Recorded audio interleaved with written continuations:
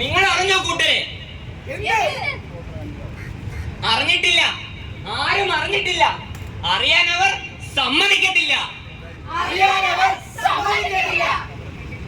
അറിഞ്ഞിട്ടും പ്രത്യേകിച്ച് കാര്യമൊന്നുമില്ല.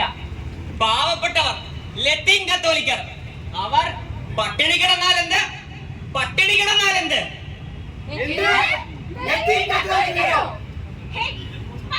മനസ്സിലാകുന്ന ഭാഷയിൽ പറയണം.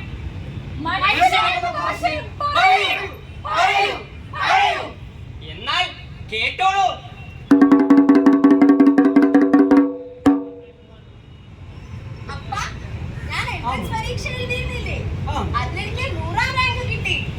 സന്തോഷമായി മോളെ, അപ്പന് സന്തോഷമായി.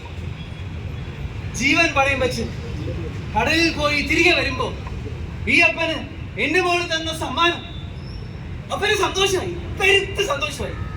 പക്ഷേ അതിനൊക്കെ ഒരുപാട് കാശാകത്തില്ലേ? നമ്മളെ കൊണ്ട് അതിന് പറ്റുമോ അപ്പ? അതിനെ ഓർത്ത് എന്റെ മക്കൾ വിഷമിക്കണ്ട, അതെല്ലാം ദൈവം ഒരുക്കും.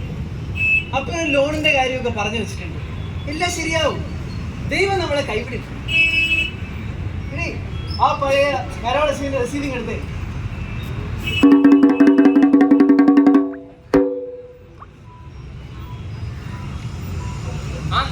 അല്ല അന്ത്രോ, എന്താ വിശേഷിച്ചേ? സാറേ, എന്റെ മോൾക്ക് പഠനത്തിന്റെ കാര്യം, ലോണിന്റെ കാര്യം പറഞ്ഞിരുന്നു, അതിന്റെ ആവശ്യത്തിന് വന്നതാ. അത്രേ ഉള്ളോ? ഇങ്ങെടുക്ക നോക്കട്ടെ. അന്ത്രോ, അതിന് ഈ ഭൂമി നിങ്ങളുടേതല്ല.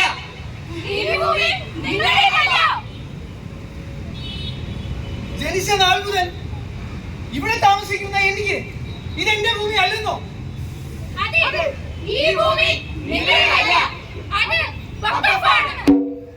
വഖഫാണെന്നോ? ഈ സ്ഥലത്തിന്റെ ആധാരവും കരോടത്തിന്റെ രസീതും എല്ലാ രേഖകളും എന്റെ കയ്യിലുണ്ട്. പിന്നെ ഇതെന്റെ സ്ഥലം എന്ന് എങ്ങനെ പറയും?